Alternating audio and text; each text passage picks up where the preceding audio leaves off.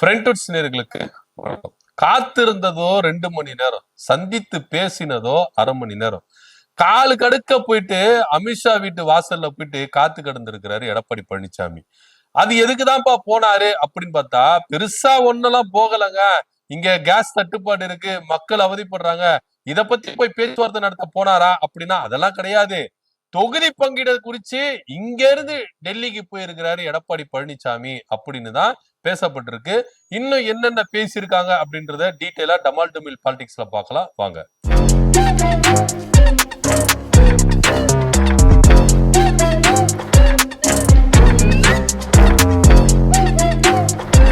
தேர்தல் திருவிழா அனௌன்ஸ் பண்ணதான் அனௌன்ஸ் பண்ணிட்டாங்க. ஒவ்வொரு கட்சி அப்படியே ரொம்ப சுறுசுறுப்பா என்ன பண்றாங்க, தேர்தல் வேலைகளை நடத்திட்டு வராங்க.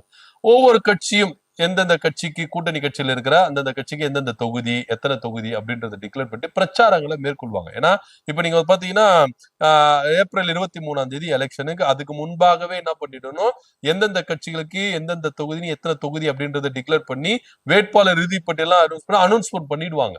ஏன்னா இப்போ இந்த மாசம் எண்டிலேயே என்ன பண்றாங்கன்னா வேட்புமனு தாக்கல் அப்படின்றதெல்லாம் இருக்கிறதுனால இந்த வாரத்துக்குள்ளேயே எல்லாத்தையும் முடிச்சிருவாங்க அப்படின்னு உத்தேசமா என்ன பண்றாங்க, ஒவ்வொரு கட்சிகளும் அனௌன்ஸ்மெண்ட் பண்ணிடுவாங்க அப்படின்ற தகவலும் நம்ம எதிர்பார்க்கிறோம். இதனிடையில பாஜக கூட பேச்சுவார்த்தை நடத்துறதுக்கு எடப்பாடி பழனிசாமி போயிருக்கிறாரு. இங்க எனக்கு ஒரு விஷயம் ஒண்ணுமே புரியவே இல்லைங்க. ஏன்னா அமித்ஷா அவர்கள் ரொம்ப திட்டவட்டமா சொன்னாரு, தேசிய ஜனநாயக கூட்டணி தமிழ்நாட்டுல எடப்பாடி பழனிசாமி தான் தலைவர், அவங்க தலைமையில தேசிய ஜனநாயக கூட்டணி இருக்குது அப்படின்னு சொன்னாங்க. இந்தியா லெவல்ல எடுத்துட்டீங்கன்னா மோடி அப்படின்றத திட்டவட்டமா ஒரு பண்ணாரு சொன்னாரு. ஆனா இங்க எடப்பாடி பழனிசாமி அப்படின்றதுதான் அவரு கூட்டணி தலைமை. எடப்பாடி பழனிசாமி கூட்டணிக்கு தலைமை அப்படின்ற பொழுது பாஜக தான் இங்க தொகுதி பங்கீட டிக்ளேர் பண்றதுக்கு அவங்கதான் பேச்சுவார்த்தை நடத்தணும். நீங்க ஜெயலலிதா அம்மையார் இருக்கும் பொழுது கூட டெல்லியில இருக்கிறவங்க தான் இங்க என்ன பண்ணாங்கன்னா, வாஜ்பாய் முதற்கொண்டு எல்லாருமே என்ன பண்ணாங்க, இங்க உட்காந்து தொகுதி பங்கீடு யாருக்கு யாருக்கு எந்தெந்த தொகுதி எத்தனை தொகுதின்றத டிக்ளேர் பண்ணாங்க. இந்த அம்மா டெல்லிக்கு போய் என்ன பண்ணல, டிக்ளேர் பண்ணவே இல்லை. சோ காலகாலமா இதான் நடந்துட்டு இருக்கு. இப்ப நீங்க திமுக தலைமையிலான கூட்டணி அப்படின்னு போது திமுக இங்க இருந்து போய் என்ன பண்ணல, டெல்லியில போயிட்டு ராகுல் காந்தி கிட்டயோ இல்ல சோனியா காந்தி அவர்கள் கிட்டயோ பிரியங்கா காந்தி கிட்டயோ இல்ல மல்லிகார்ஜுனா கார்கே கிட்டயோ போயிட்டு என்ன பண்ணல, பேச்சுவார்த்தை நடத்தவே இல்லை. தொகுதி பங்கீடு தான் அங்க இருந்துதான் தமிழ்நாட்டுக்கு என்ன பண்ணாங்க, டிக்ளேர் பண்ணிட்டு போனாங்க. சோ இப்படிதான் இருக்குது. டெல்லிக்கு எப்பவுமே தமிழ்நாடு அவுட் ஆஃப் கண்ட்ரோல் அப்படின்னு நம்முடைய முதலமைச்சர் சொல்லிட்டு இருந்தார். சோ ஆனா இங்க எடப்பாடி பழனிசாமி நம்ம தமிழ்நாட்டை அலேக்கா தூக்கின்னு போயிட்டு டெல்லி கிட்ட அடமானம் வைக்கிற விதமா தான் என்ன பண்ணிருக்காரு. இவரு போய் தேடி போய் என்ன பண்றாரு, அமித்ஷா கிட்ட தொகுதி பங்கீட பேச்சுவார்த்தை நடத்திருக்கிறாரு. தொகுதி பங்கீடு பேச்சுவார்த்தை நடத்துறது பிரச்சனை இல்ல, 2 அவரா என்ன பண்ணிருக்காங்க, வெயிட் பண்ணி வச்சிருக்காங்க. அமித்ஷா அவரை சந்திக்கிறதுக்கு இவருக்கு பர்மிஷனு கொடுக்கல. கிட்டத்தட்ட 2 மணி நேரம் என்ன பண்ணிருக்காங்க, வெயிட் பண்ண வச்சிருக்காங்க. நீங்க வெயிட் பண்ணுங்க சாமி, உங்களுக்கு எல்லாம் என்ன பண்ண முடியாது, உடனே நீங்க வந்துட்டீங்கன்னு சொல்லிட்டு அமித்ஷா அவர்கள் அப்பாயின்மெண்ட் எல்லாம் கொடுக்க மாட்டாரு. 2 மணி நேரம் வெயிட் பண்ணுங்க அப்படின்னு சொல்லிட்டு என்ன பண்ணிருக்காங்க, வெயிட் பண்ண வச்சிருக்காங்க. வெயிட் பண்ண வச்சுட்டு அதுக்கப்புறம் என்ன பண்ணிருக்காங்க, கூப்பிட்டுருக்காங்க, வாங்க சார் நீங்க என்ன பண்ணலாம், அமித்ஷா சாரை சந்திக்கலாம் அப்படின்னா அரை மணி நேரம் தான் பேசியிருக்காங்க. அரை மணி நேரம் தான் அவங்க பேச்சுவார்த்தை நடந்தாங்க. காத்திருந்தது 2 மணி நேரம். ஆனா இவருக்கு அலோ பண்ணது அரை மணி நேரம். இந்த அரை மணி நேரத்துல எடப்பாடி பழனிசாமி ஒரு செட் ஆஃப் லிஸ்ட் எடுத்துன்னு போயிருக்காரு. எங்களுக்கு 180 சீட்டுங்க, மீதி இருக்கிறத நீங்க பிரிச்சுக்கோங்க அப்படின்னு. ஆனா பாஜக ஒரு லிஸ்ட் ஆல்மோஸ்ட் என்ன பண்ணி ரெடி பண்ணி வச்சிருக்கு. இங்க பாருங்க சார், அதெல்லாம் முடியாது, எங்களுக்கு 31 சீட்டு, அமமுகவுக்கு 9 சீட்டு, தமாகவுக்கு 4 சீட்டு, அதே போல பாமகவுக்கு 20 சீட்டு அப்படின்னு அவர் ஒரு லிஸ்ட் என்ன பண்ணிருக்காங்க, பாஜக தரப்புல இருந்து என்ன பண்ணிருக்காங்க, ரெடி பண்ணி வச்சிருக்காங்க. இதுல என்ன ஒரு சுவாரஸ்யமான விஷயம்னா, எடப்பாடி பழனிசாமி எதிர்பார்த்துன்னு போனது ஒரு விஷயம், ஆனா அங்க நடந்தது வேற மாதிரி விஷயம். எடப்பாடி பழனிசாமி தலையிலேயே இடியே இருக்கிறாப்பல அமித்ஷா அவர்கள். ஏன்னா 180 சீட்ல நின்று மெஜாரிட்டியில வின் பண்ணணும் அப்படின்றதா இவங்களுடைய கனவு. ஆனா 165 சீட்டு தான் உங்களுக்கு, 180 சீட் எல்லாம் கிடையாது. ஏன்னா இங்க இன்னொரு விஷயம் என்ன போகுதுன்னா, அதிமுக விசஸ் பாஜக அப்படின்ற ரேஞ்சு கூட போயிடுது. ஏன் அப்படின்னு பாத்தீங்கன்னா, அதிமுக ஒரு சில கட்சிகளுக்கு அவங்க சின்னத்தை கொடுக்கணும் அப்படின்னு சொல்லிட்டு அவங்க ஒரு பக்கம் விரும்புறாங்க கூட்டணி கட்சிகளுக்கு. பாஜக என்ன பண்றாங்கன்னா, சில கூட்டணி கட்சிகளுக்கு அவங்க சின்னம் தாமரை சின்னத்தை என்ன பண்ணணும், நிப்பாட்டணும் அப்படின்னு சொல்லிட்டு 2 பேருக்கும் போட்டா போட்டி நடந்துட்டு இருக்கு. உண்மையிலேயே இங்க பேச்சுவார்த்தை நடத்துறதுக்கு டெல்லி தமிழ்நாட்டுக்கு வரணுமா இல்ல தமிழ்நாடு டெல்லிக்கு போகணுமா அப்படின்ற ஒரு விஷயம் இருக்கு. இதுல இன்னொரு விஷயம் என்ன அப்படின்னு பாத்தீங்கன்னா, நம்முடைய முதலமைச்சர் மு க ஸ்டாலின் அவர்கள் ஆரம்பத்துல இருந்து சொல்றாரு தமிழ்நாட்டுக்கும் டெல்லிக்குமான தேர்தல் ஏன் சொன்னாருன்னு சொல்லிட்டு எல்லாருக்கும் சில சந்தேகம்லாம் வந்தது. இதே விஜய் அவர்கள் விமர்சிச்சாரு, எடப்பாடி பழனிசாமி விமர்சிச்சாரு. ஏன் சொன்னார்னா இதுக்குதான் சொன்னார். நீங்க தேர்தல் ஆட்சியை பிடிக்கிறதுக்கு முன்னாடியே இப்பவே நீங்க என்ன பண்றீங்க, டெல்லியை தேடி ஓடுறீங்க, டெல்லியில போய் கை கட்டிட்டு இருக்கீங்க. எடப்பாடி பழனிசாமி போறாரு சார், ஓகே சார். அன்புமணி எதற்கு போறாரு, டிடிவி தினகரன் எதுக்கு போறாரு, எல்லா கேள்வி இருக்குல்ல. அங்கதான் தொகுதி பங்கீடுகள் பேச்சுவார்த்தைகள் அங்கதான் போயிட்டு இருக்கு, தமிழ்நாட்டுக்கு இல்ல.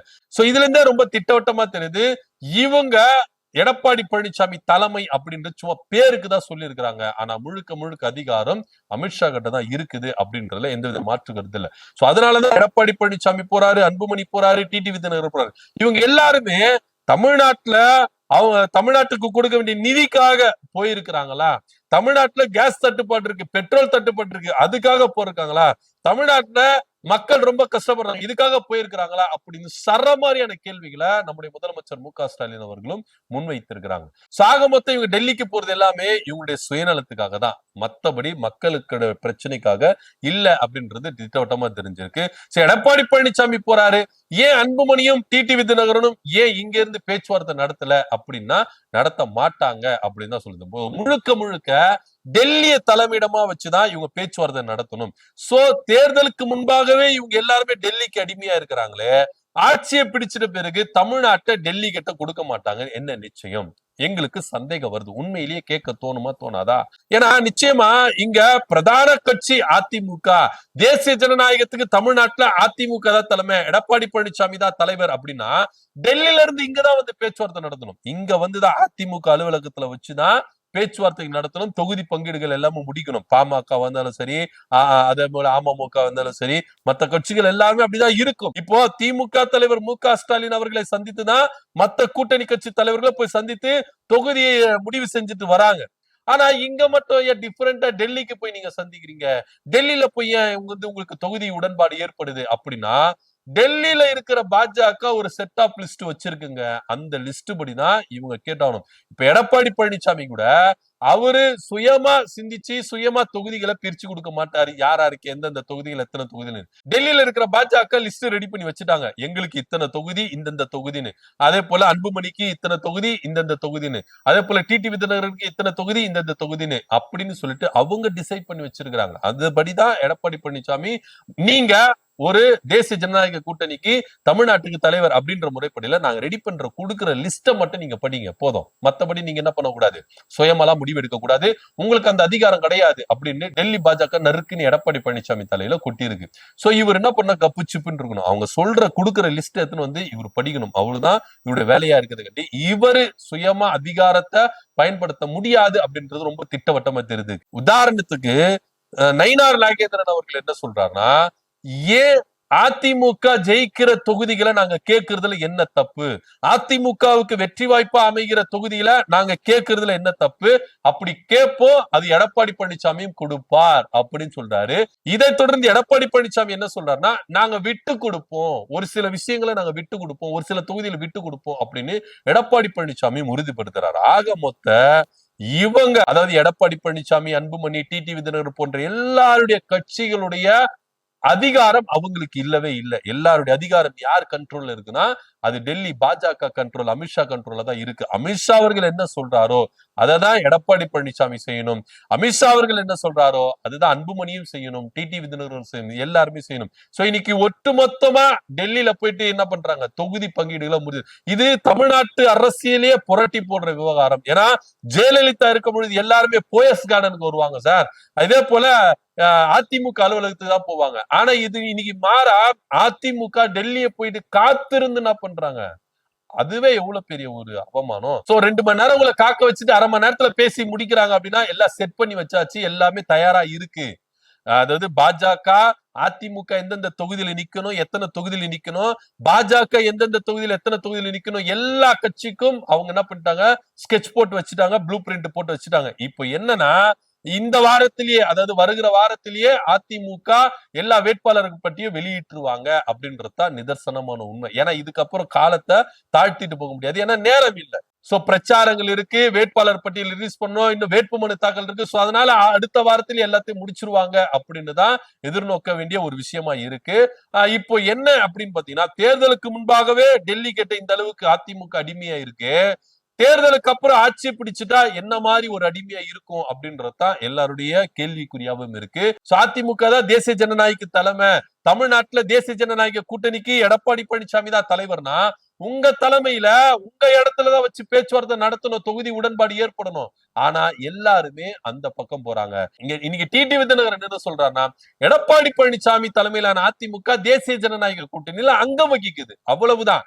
ஆனா எல்லாத்தையும் பாஜக பேசி முடிப்போம், அதனாலதான் நான் இப்போ தொகுதி பேச்சுவார்த்தைகளை நடத்துறதுக்கு நான் டெல்லிக்கு போறேன் அப்படின்னு அவரு சொல்லிட்டு போறாரு. சோ இப்படியா இருக்கும் பொழுது எடப்பாடி பழனிசாமிக்கு இங்க மரியாதை இல்ல, எடப்பாடி பழனிசாமிக்கு இங்க தலைவர் அப்படின்றத ஒரு பொறுப்புக்கு தான் இருக்குத கண்டி உண்மையிலே அவருக்கு அதிகாரம் இல்ல அப்படின்றதுதான் ரொம்ப வெட்ட வெளிச்சமா காட்டுது. அது மாத்திரம் இல்லாம டிடிவி தினகரன் அழுத்தம் திருத்தமா சொல்றாரு, இங்க என்டிஏ கூட்டணிக்கும் டிஎம்கே கூட்டணிக்கும் தான் போட்டி அப்படின்றத அவர் அழுத்தம் திருத்தமா சொல்றாரு. ஆனா இங்க எடப்பாடி பழனிசாமி என்ன சொல்றாருன்னா, அதிமுக வெர்சஸ் திமுக அப்படின்னு சொல்றாங்க. எடப்பாடி பழனிசாமி சொல்றத நம்புறதா இல்ல டிடிவி தினகரன் சொல்றத நம்புறதா, அவங்களுக்குள்ளே சில முரண்பாடுகள் இருக்கு. ஆனா தெல்ல தெளிவா நம்முடைய முதலமைச்சர் மு க ஸ்டாலின் அவர்கள் சொல்லிட்டாரு, இங்க தமிழ்நாட்டுக்கும் டெல்லிக்குமான தேர்தல், என்டிஏ கூட்டணிக்கும் தமிழ்நாட்டுக்குமான தேர்தல் அப்படின்றத ரொம்ப தெல்ல தெளிவா சொல்லிட்டாரு. அவர் சொன்னதுக்கான அர்த்தம் என்ன அப்படின்றது இன்னைக்கு எல்லாருக்கும் புரிஞ்சிருக்கும். ஏன்னா எடப்பாடி பழனிசாமி பேச்சுவார்த்தை நடத்துறதுக்கே டெல்லியில போயிட்டு காத்திருந்து என்ன பண்றாரு, பேச்சுவார்த்தை நடத்துறாரு. ஏன்னா அவர்தான் தலைமை, அவர்தான் தலைவர். அப்படி இருக்கும்போது அவர்தான் தேடி போறாரு கண்டி, அவரை தேடி யாரும் இங்க வருது இல்ல அப்படின்றது ரொம்ப டிட்டோவா தெரிஞ்சிருக்கு. இதை பத்தியோட கருத்து நம்மளுடைய கீழே கமெண்ட் பண்ணுங்க. நன்றி, வணக்கம்.